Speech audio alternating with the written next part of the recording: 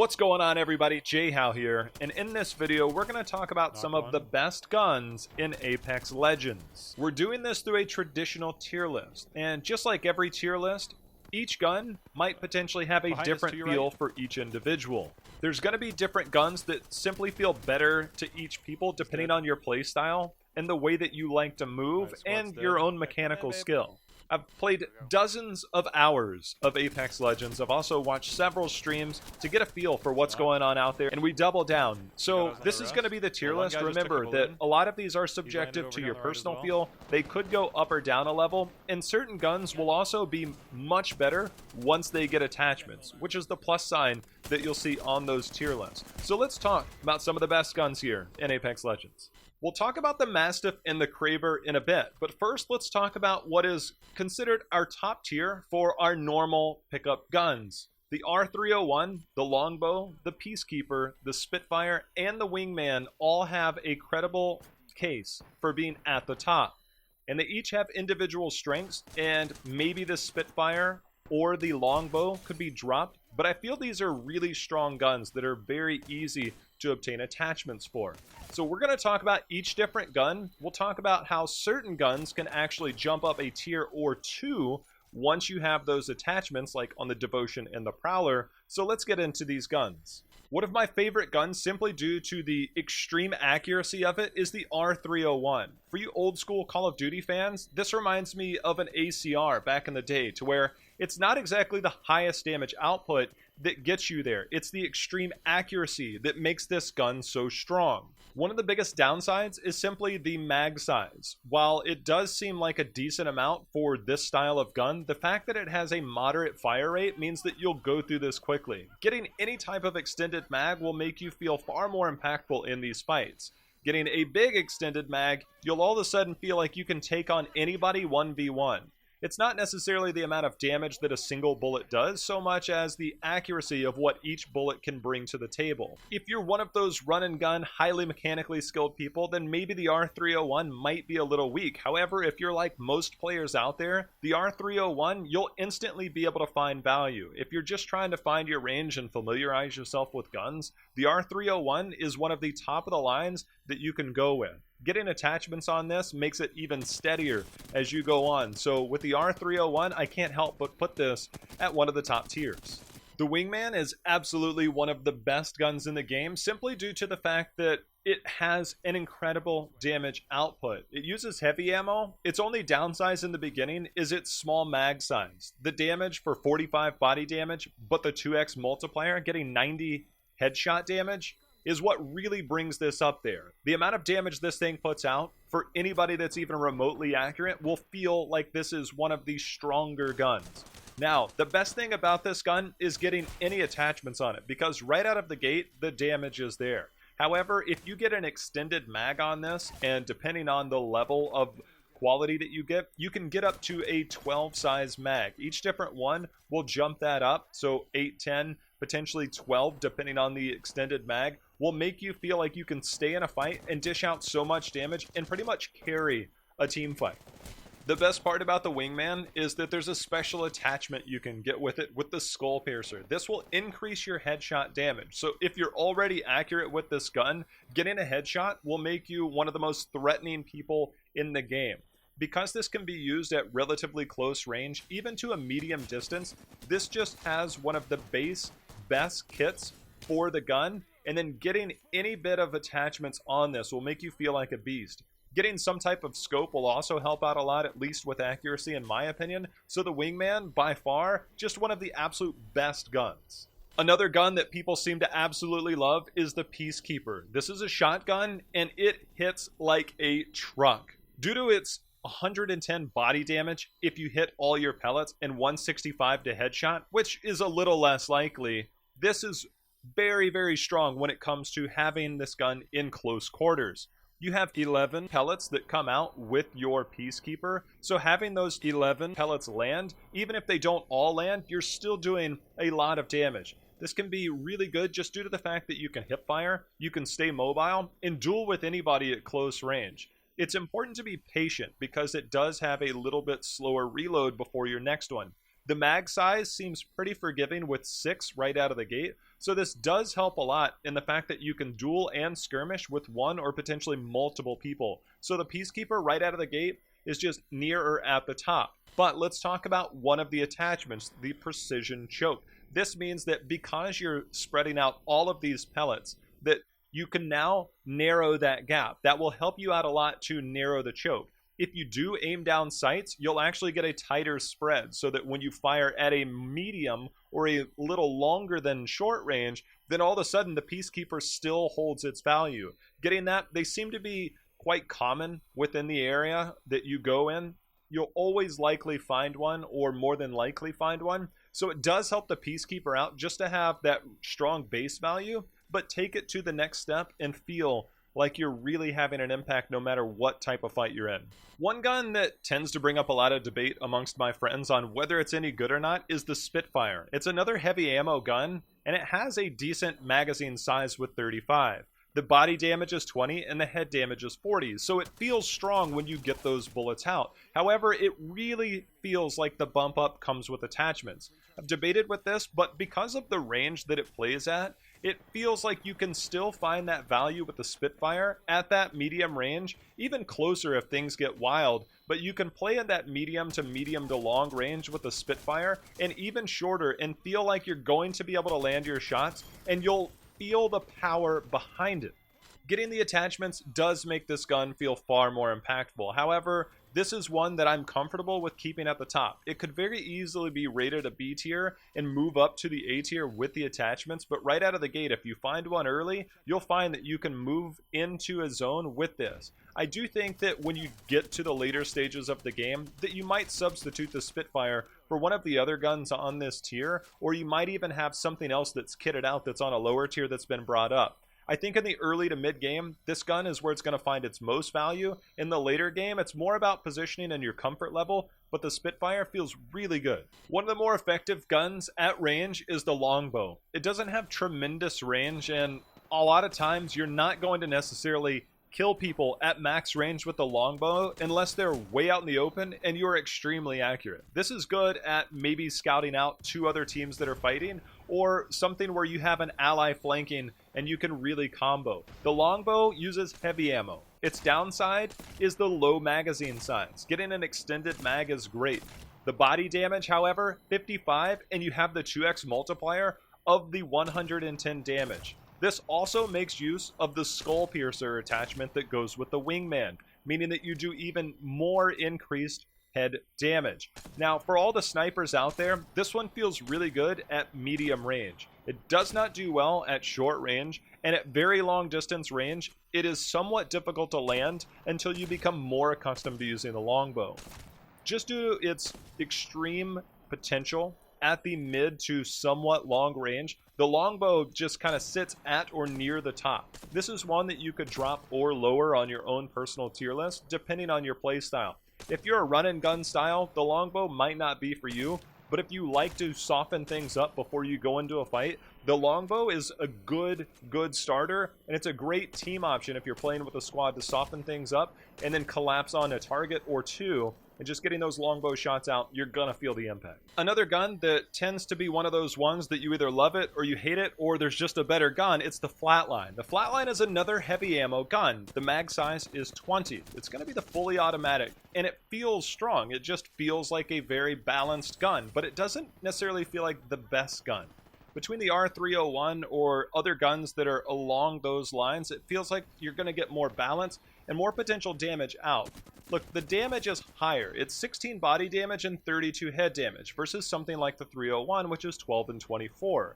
Now, you can balance those out, so if you are accurate with the Flatline, then you can do more damage. However, it does fire at a slightly lower rate. It's a matter of your comfort with each gun and what you think might feel better or stronger or more impactful in those situations. So that's totally dependent up to you. And that's a matter of comfort with the gun, and the Flatline, depending on the attachments, it might feel like a better gun. But just due to the fact that it seems like it could fall behind something that's baseline stronger like the 301, I have this rated a little lower. But with attachments, it does feel like this gun could easily be one of the top tier. I've had several friends that play with this gun and swear by it. I've had other people that will drop it at a moment's notice for any other gun and keep moving.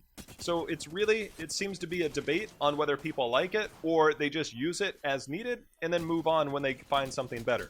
In terms of your mid to long range snipers, it feels like the G7 Scout could easily be one of the top guns. It just has very good single target damage. It has a decent fire rate. With 30 body damage and 60 head damage and a 10 size mag, it feels very well balanced right out of the gate. Adding a few attachments onto this makes it feel even stronger. The problem with most snipers is that getting those super max range are very difficult to do on any map. You could potentially be giving up your positioning by firing at range if you're not sure that you're going to knock somebody. Because if you're not knocking somebody, they can probably take cover, get revived, and next thing you know, you've given away your positioning. Maybe sometimes you want to use it as bait and you want to welcome people into you, but unless you're knocking somebody with snipers, it doesn't necessarily feel like it's the best gun. When it comes to the Scout, though, it does feel pretty strong when it goes to that medium to long range. You don't necessarily have to go super long range with this like with some other snipers, because with the Scout, it does feel like it's very accurate, it's very strong at that mid-range, and you can pepper away with this and take shields off and maybe switch and run in with something else. It's just a matter of using this to close the gap or allowing your teammate to try and finish the kill. The Scout and other snipers, again, it's just a matter of, do you feel comfortable shooting from max range to knock somebody? If not, it feels like something like the Scout and the Longbow both tend to fall into the category of they're great at the mid to long range, maybe closer to the long range. The super long range, not so much. But it does feel like both of them can have that impact in that medium to long range and feel like you can take shields off, do a lot of damage, and then make your move accordingly once those shields are down. It's a matter of comfort and where you want to go with these snipers, but I do feel the Scout is one of the better guns right out of the gate, but this definitely benefits from attachments, including a good sight on this, just to make sure that you can be more accurate. I'm not a big fan of the iron sights on this gun. If you are, then by all means go for it, but once you get this kitted up, it does feel much, much more effective. Our next gun leaves me a little conflicted on where this lies, on whether it's an A tier, a B tier, or somewhere in between in limbo. The Hemlock.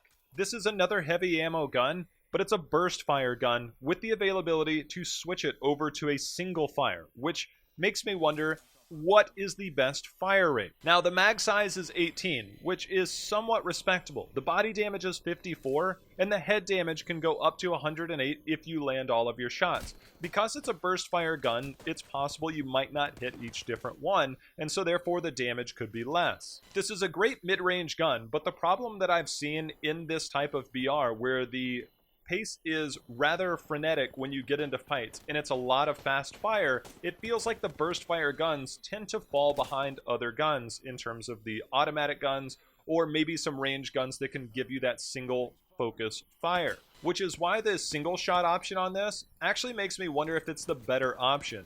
You can switch this over and just individual shot and just click away, instead of using that burst fire, which you gotta deal with the recoil, balance it out, and refocus. For some of you, that might be easy, but the Hemlock just feels weird when it's in the triple burst because you have to balance the recoil. Switching to that single fire made this gun feel a lot stronger for me. You can just fire away. The recoil seems a little bit more manageable in that, even though that could just be perception, but the gun just felt stronger and more manageable in those situations. So the Hemlock, you might like it, you might love it, or you might hate it. All I gotta say is, if you're not a big fan of it, try switching to that single fire, see if that works for you, and let me know. If you're like me, and you watch somebody like Shroud play a lot, then you're gonna be familiar with this gun, the R99. This is one of the highest fire rate guns possible, and it makes it a little crazy to run unless you're extremely accurate. If you're extremely accurate, the R99 feels like a god tier gun. If you're like most players, then you might not have the same type of accuracy as some of the Apex Legends that are out there. It has a very small magazine size of 18, but just because it fires so fast, it means that it can put out damage in a very rapid succession. This is a gun that you 100% want to have the extended mag attachment on. Without the extended mag, you're going to find that you're just going to go through your ammo, hope that you kill some people, hope that you reload fast enough, and then get back there. Getting attachments on this gun clearly takes this gun up a notch. However, for most people, you might just find a slower, more balanced gun in terms of the recoil and fire might be something that you want to go with. If you're a legendary player and you have extreme accuracy, you're going to see that the R99 can actually shred people. It is extremely powerful. But like I said, it's really dependent on your playstyle and your comfort. If you get it upgraded, then by all means try it, see how you like it, because the power is there. But good luck keeping control of this, because that is the #1 thing with this. So let me know how you feel about the R99. For me, I tend to only get it when needed, but if you're, again, that top tier player, then this is probably one you want to get your hands on and fight in that close range, and maybe even replace the Peacekeeper with this gun. Our next gun is one that brings up a lot of debate on whether it's good or not. And let's just say that it's really only good if you have the attachment. That's the Devotion. The Devotion has a wild wind-up process to where it starts really slow and then goes really fast. At that point, if you're able to keep up with your target, then yeah, you're gonna feel the value. This is also one of the few guns that uses energy ammo. And let's be honest, there's not a lot of energy ammo unless you're in an area where it feels like there's a gun, and they try and feed you along the way. But as you move through the map, it doesn't feel like there's always going to be that. But when you get the turbocharger attachment with the Devotion, it lowers that wind-up time, meaning that you shoot faster, much quicker. And that's going to help the Devotion actually go up. You could rate this as high as an A tier, it feels like, when you have the attachment, just because of the sheer damage output that the Devotion can put out. However, it does feel like you can play with safer guns beyond, and when you do have the Devotion, it feels like you're constantly on the hunt for the turbocharger. If you don't get the turbocharger, you're probably putting yourself with a subpar gun, at least in the early game, until you find that attachment. And oftentimes, if you don't get past that early game, then maybe the Devotion wasn't the right pick. It's a fun gun, make no mistake about it, but is it the right gun? I'm going to leave that up to you. Now, I think that there's one gun that I have to point out here that is low rated, but easily upgraded, and that's the Prowler. The Prowler is one of the lower base guns, in my opinion, until you get the attachment. And that attachment allows you to go from a burst fire weapon to a fully automatic weapon. Until you get that, the Prowler just seems wildly inaccurate, has a lot of recoil, and it's straight up and down, so you can balance that. But the Prowler, at any number of range at distance, just feels weak. Once you start to get attachments on this, the Prowler all of a sudden starts to take a jump up. And for a lot of people, while I have this rated on the C tier, could easily hop up to anywhere between the B and the A tier. It just feels like it's a really strong gun, but it doesn't feel that great until you get the attachments. Once you get the attachments, all of a sudden, this gun feels very impactful in every team fight. Just getting the fully automatic, switching that over with your B key if you're on the computer, then this is where it's at. One of the snipers that looks cool, sounds cool, and looks like it should be doing something is the Triple Take. It's another energy ammo gun, which is one of the rare in the game. The magazine size is kind of low at 5, but this is a sniper. The body damage 69, the head damage 138. So you know the damage is there, but the way that this gun fires is a little weird because it's going to shoot out 3 bullets when it does fire. It's a little weird of a mechanic, and if you can hit it, that's great, but it seems like it's going to be difficult to get those headshots or those long-range shots without the precision choke attachment. This is one of the few guns that can use this alongside the Peacekeeper. Now, getting that precision choke allows you to charge this up and be much more accurate at range with the Triple Take.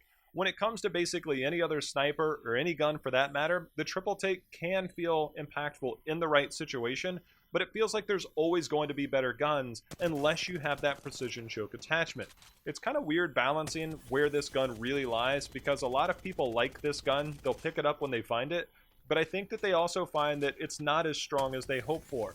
Make no mistake about it, you get hit by this gun when it's got the precision choke by somebody that's accurate, you're going to be wishing that maybe you had picked it up. But for the most part, I feel like this gun just suffers from a lot of deficiencies right out of the gate, and it feels like every other gun seems like it could be better in most situations. So the Triple Take is a give and take type deal that stronger with attachments, maybe not so much without. To go through a gun that simply comes through towards the beginning of the game. It seems to be popular in mid to low tier loot areas, and you'll always find one when you first load in, and you're constantly looking for something better, the Alternator. I actually don't mind the Alternator in the early game. It feels like, hey, look, until I get that next gun, the Alternator will suffice. Decent magazine size, low damage, not the quickest rate of fire, but it doesn't necessarily feel terrible. You desperately want to be looking for another gun, but the Alternator's there. That's just one gun that we're going to look at.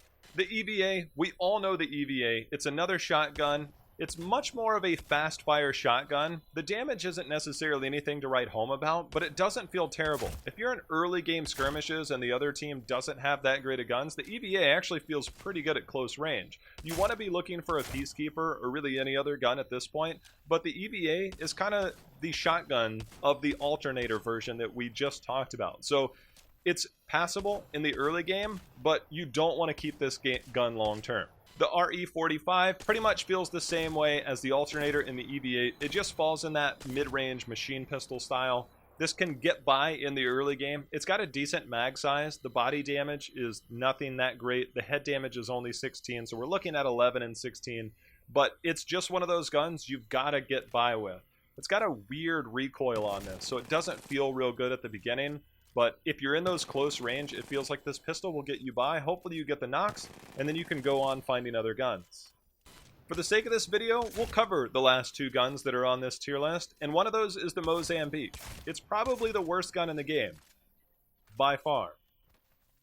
And it's basically a meme at this point in my streams that we joke about who's going to get the Mozambique. The mag size is awful, the damage is okay, but you're not going to be landing this. This is one of those things that you pick up when you're desperate at the beginning of the game, and then you drop it like it's hot fire as soon as you find something else. Literally, anything else. And by anything else, I mean, I would even take a P2020 over the Mozambique. It's got a 10 mag size, the body damage and the head damage, they're pretty average, but this is just a pistol that you're going to have to pull the trigger on. Hope that you get kills in the early game, and this literally is the exact same as the Mozambique. You want to drop this thing as soon as you can and find any other game.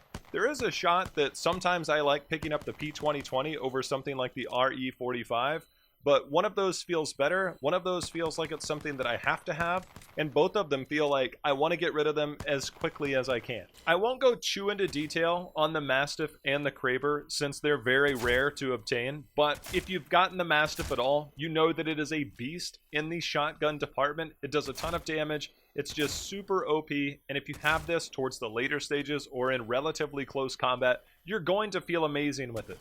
With the Kraber, it's kind of the opposite because it's just as rare, but you're going to feel powerful from a distance. This bolt action sniper is very powerful in the right hands.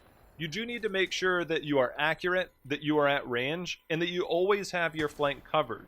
As the game gets later, you might want to swap the Kraber out for something different because this isn't going to work that well in close range, so play it as you so desire.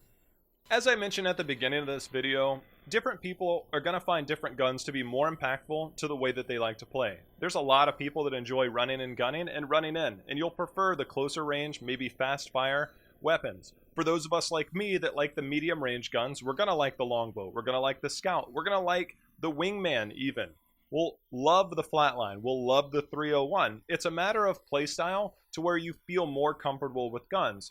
Also, the recoil. For some of us, there's different recoil on different guns that we just don't like. Our favorite gun might have a different recoil. We switch to a different gun, and next thing you know, it's like that the recoil is totally different, and we don't like that gun because it doesn't feel like what we're used to or what we feel is strong on another gun. I encourage you to go out and try as many guns as possible, except for the Mozambique, and then just go out there and experiment and get comfortable with the guns. Look, you're going to die, but once you start figuring out what guns work best for you, then look out for those guns throughout the rest of your games. Feel comfortable with these, know their strengths, know their attachments, and know what guns are much better with attachments so that you can go out there and do the best that you can in Apex Legends.